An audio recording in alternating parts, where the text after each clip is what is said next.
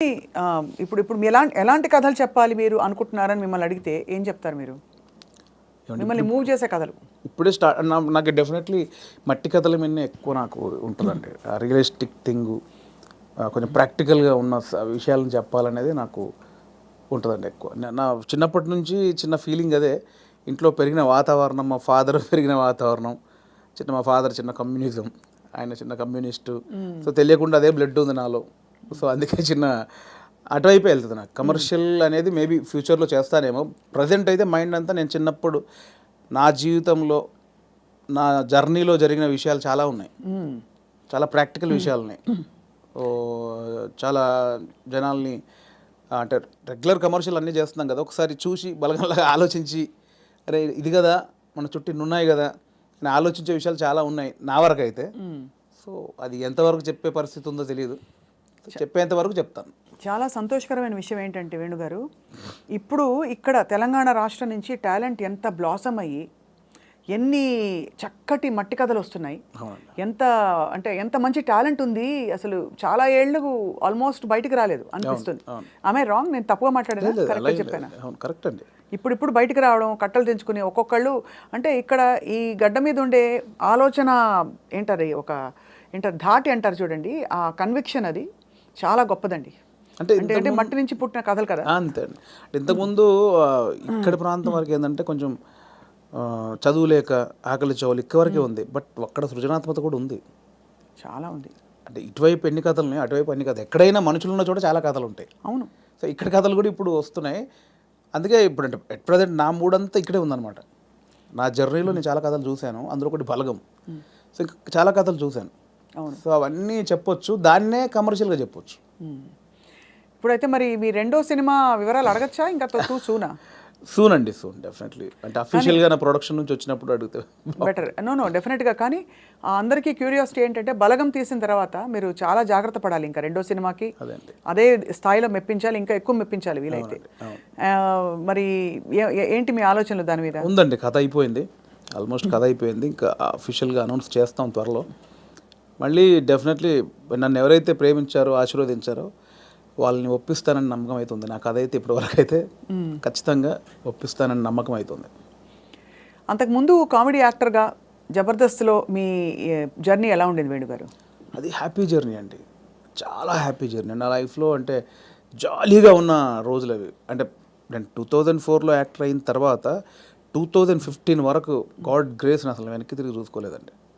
అంటే నేను డైలీ 4 షూటింగ్లు 5 షూటింగ్లు. అంటే ఈరోజు హైదరాబాద్లో ఉంటే సడన్గా మీరు వేణుగారు ఎక్కడున్నారంటే ఈరోజు ఇక్కడే ఉన్నానండి ఈవినింగ్ అంటాను. రేపు ఫోన్ చేసి దుబాయ్లో ఉన్నానండి. అదేంటి నేను ఈవినింగ్ హైదరాబాద్ అన్న, అంత బిజీగా ఉన్నాను నేను. అంత బిజీగా ఉన్నా డైలీ 3-4 షూటింగ్లు, ఈవెంట్స్ అని దుబాయ్లు, యూఎస్ ఫారిన్ షెడ్యూల్స్, చాలా బిజీగా ఉండేవాడిని. ఐ థింక్ 4 నుంచి 15-16 వరకు నేను వెనక్కి తిరిగి చూసుకోలేదు. అంటే మా ఇంట్లో నెలకి ఒక వారం రోజులు తింటే హ్యాపీ, అంత బిజీగా ఉండేవాళ్ళు. పొద్దున ఎప్పుడైందో, సాయంత్రం ఎప్పుడైందో, నైట్ ఎప్పుడైందో తెలిసేది కాదు. సో 15 తర్వాత కొంచెం జబర్దస్త్ నుంచి బయటకు వచ్చి అప్పుడు ఇంకేమైనా చేసుకోవాలని ఈ బలగం ఏదైతే దానికి ప్లానింగ్లో ఉన్నప్పుడు మాత్రం కొంచెం ఒక 3-4 ఇయర్స్ బాగా స్ట్రగుల్ అయ్యాను. సో కానీ ఎలాగా అంటే మీరు చెప్పారు కదా, అంటే మీరు మట్టిలోంచి పుట్టిన కుటుంబం మీది. మరి మీరు పొట్టకూటి కోసం అయినా పనిచేయక తప్పదు. అవును. మరి ఒకవైపు ప్లానింగ్, ఇంకోవైపు యాక్టింగ్ ఆపర్చునిటీస్ వదులుకోవాలి. అప్పుడు మీకు సంఘర్షణ వచ్చిందా? అయ్యో చాలా అండి. అదే అంటే యాక్చువల్లీ నేను 2013లో జబర్దస్త్ స్టార్ట్ అయింది. అప్పుడు పీక్స్ నేను యాక్టింగ్లో, స్టేజ్ షోలని, యాక్టింగ్ అని చాలా పీక్స్. ఆ జబర్దస్త్కి వెళ్ళిన తర్వాత మేము ఎక్స్పెక్ట్ చేయలేదు. మాది స్టార్టింగ్ స్టేజ్, మాది స్టార్టింగ్ టీం, మాది ఎక్స్పెక్ట్ చేయలేదు. యాక్చువల్గా జస్ట్ ఒక 13 days, ఒక 4 రోజులు ఇవ్వండి చాలు అని తిరిగేవాళ్ళు, మా వెనకాల తిరిగేవాళ్ళు.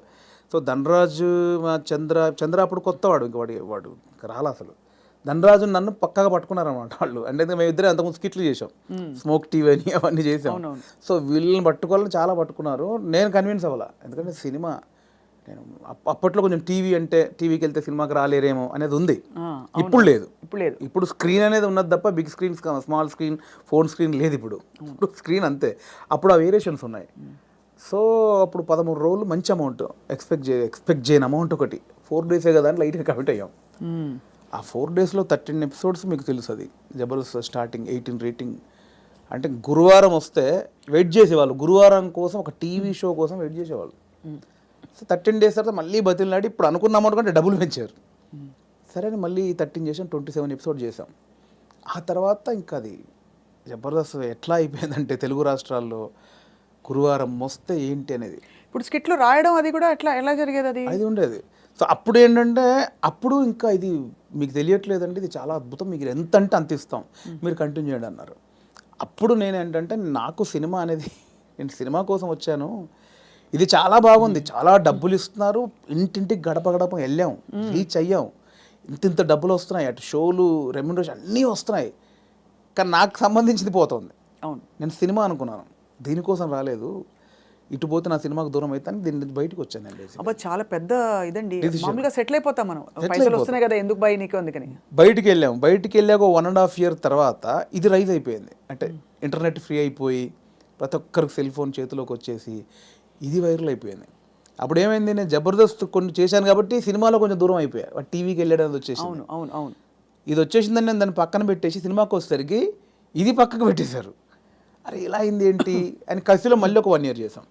అవును, మీరు తిరిగి వచ్చినప్పుడు అయితే వెల్కమ్గా తీసుకున్నారు మిమ్మల్ని, తీసుకున్నారు. మళ్ళీ 1 year చేసిన తర్వాత అప్పుడు ఇంకా మైండ్లో డబ్బు అని మళ్ళీ ఇటు వెళ్ళినోని మళ్ళీ ఇటు వచ్చా, ఇక్కడ మళ్ళీ డబ్బు కోసం వచ్చా, బట్ లోపల మాత్రం ఇది కాదని నన్ను వేధిస్తుంది అనమాట. మళ్ళీ బయటకు వచ్చాను. ఆ మళ్ళీ బయటకు వచ్చిన తర్వాత 2015 మిడ్లో బయటకు వచ్చామండి. అప్పటి నుంచి అరాకొర అప్పటి నుంచి స్ట్రగుల్ స్టార్ట్ అయింది. ఆ 15 మిడ్లోంచి 2020 వరకు ఆ 4 years ఇటు లేక అటు లేక ఆ 4 years బాగా స్ట్రగుల్ అయ్యాను.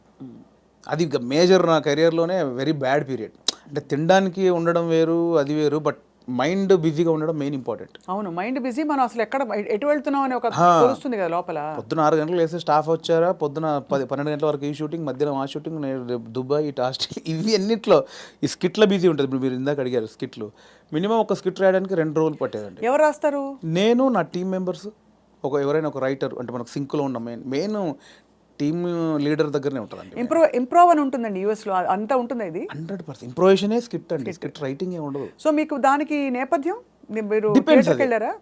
థియేటర్ ఏం లేదండి, నాకు థియేటర్ ఎక్స్పీరియన్స్ లేదు, జస్ట్ మీరు చూసి నేర్చుకునేవి. అంతే. ఎందుకంటే మనం కూర్చున్నామండి, ఇప్పుడు పాయింట్ ఎట్లా వస్తే మనం కూర్చున్నాము, లేట్ అవుతుంది, ఈ లేట్ అయిన గ్యాప్లో ఏం చేద్దాం అని ఒక థాట్, ఏం చేయొచ్చు అని కూర్చొని మాట్లాడుకోవడం. అలా మాట్లాడుకుంటే ఏదో జోకులు వస్తూ ఉంటాయి. ఓ బంచ్ ఆఫ్ జోక్స్ వచ్చాక అసలు దీనికి ఏంటి కంటెంట్ ఏంటి, కథ ఏంటి, ఇలా వచ్చాడు, మిడ్లో గొడవ జరిగింది, లాస్ట్లో ఆ గొడవ పడి సారీ చెప్పాడు, స్టార్ట్, మిడ్, ఎండ్, ఏం చేయొచ్చు దీనికి, అలా కూర్చి స్కిట్ రాయడమే.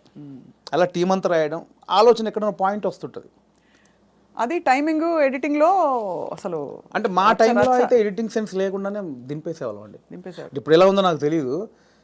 నా ధనరాజు కానీ, నేను కానీ, అప్పుడు రాఘవ్ గారు కానీ, చంద్ర కానీ, అంటే అప్పుడు ఇప్పుడంటే పాపం వాళ్ళు జబర్దస్త్ వాళ్ళకి ఇప్పుడు వాళ్ళకి ఏమైందంటే కొన్ని 1000 points టచ్ చేశారండి. అవును, ఎన్ని స్కిట్లు అయి ఉంటాయి, కొన్ని 1000 స్కిట్లు అయి ఉంటాయి, 1000 points టచ్ చేశారు. ఇంకేం చేయాలో అర్థం కాక వాళ్ళకి. అవును, అప్పుడు మేము కొత్త కాబట్టి మాకు అన్ని కొత్తయే, ఆల్ పాయింట్స్. ఇప్పుడు అత్తా కోడళ్ళు 100 points ఉంటాయి, అప్పుడు మాకు అవన్నీ కొత్త. ఇప్పుడు అత్తా కోడలు చేయమంటే ఏది చేసినా కూడా ఆల్రెడీ చేసినట్టే ఉంటుంది. సో అట్లా మాకు చాలా పాయింట్స్ దొరికేవి. ఇప్పుడు చంద్ర మొత్తం ఫ్యామిలీస్ మీదకి వెళ్ళిపోయాడు, నేను అన్నీ కొంచెం టిపికల్గా ఉండాలి, అది నేను ఈ కొంచెం కొత్తగా ఏదో చేసేవాడిని, ధనరాజు ఇంకో, అట్లా ఎవరి కేటగిరీ వాళ్ళకు ఉండేది. సో అప్పుడు పోటాపోటీ బాగా చేసాము.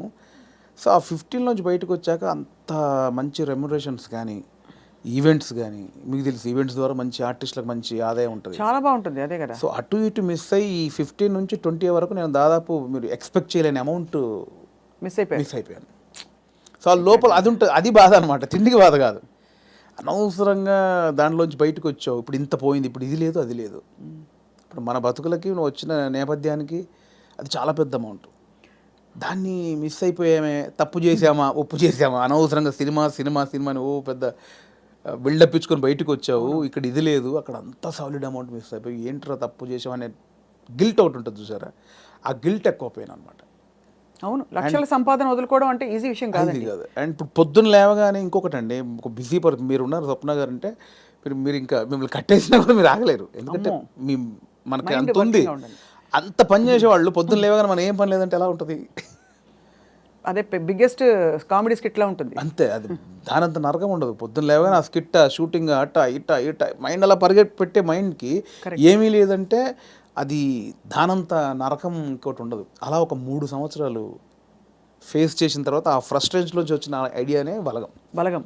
అంటే ఇన్ని రాసాము. నేను చాలా సినిమాలకు అంటే చాలా సినిమాలు కాదండి, నా ఫ్రెండ్స్ డైరెక్ట్ చేస్తా ఉంటే వాళ్ళకు నేను సబ్జెక్ట్లో కూర్చునేవాడిని, కామెడీ ట్రాక్స్ రాసి ఇచ్చేవాడిని. అండ్ సినిమాలో మేము కామెడీ సినిమా షూటింగ్ చేస్తూ ఉంటే ఏదైనా మనం ఇంప్రూవ్ చేసిన పంచ్ ఉంటుంది, అది స్క్రీన్లో చూస్తే పేలింది అంటే నాకు ఆలోచించే ఉంది. ఇప్పుడు స్కిట్లు నేను ఆల్మోస్ట్ ఒక 100 స్కిట్లు రాసా, వర్కౌట్ అయినా చాలా అంటే నా ఆలోచన నుంచి పుట్టినాయి కదా. సో నాకు నేను ఎందుకు చేసుకోకూడదు అంటే ఇప్పుడు ఒక అవకాశం ఒకరు ఇస్తారు, డెఫినెట్లీ అందరు ఇస్తేనే ఇక్కడ దాకా వచ్చాను. బట్ ఇప్పుడు ఇంత మనకు ఒక నాలెడ్జ్ వచ్చిన తర్వాత కూడా వెయిట్ చేయడం ఎందుకు అనేది ఆ 3 సంవత్సరాలు వచ్చిన ఇది.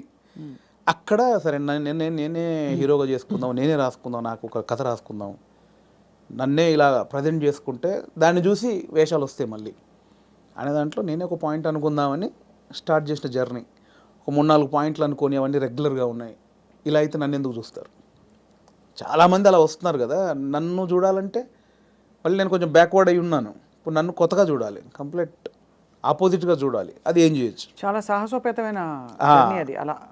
అలా ఏం చేయొచ్చు అన్న పుట్టినప్పుడు థాటే ఒక చావులో ఎలా ఉంటుంది అంటే నేను మా నాన్న జరిగిపోయినప్పుడు ఉన్న సిచ్యువేషన్స్ అన్నీ ఫనీగా చూసా. ముందు ఎమోషన్ కాదు, అది ముందు ఫనీగా చూశాను. అంటే ఇప్పుడు తెలంగాణలో ఏంటంటే చేదునూరు అని ఉంటుంది, అంటే చుట్టం చూపు వాడు వచ్చినప్పుడు వాళ్ళని ఓదార్చిన తర్వాత చేదునూరు అనేది ఉంటుంది. అంటే ఇంత మందు తీసుకొచ్చి, ఇంత చికెన్ మటన్ తీసుకొచ్చి నా వంతుగా నీకు ఒక భరోసా ఇచ్చి నీ బాధని తొలగించి ఈ వచ్చిన వాళ్ళు ఇస్తారు.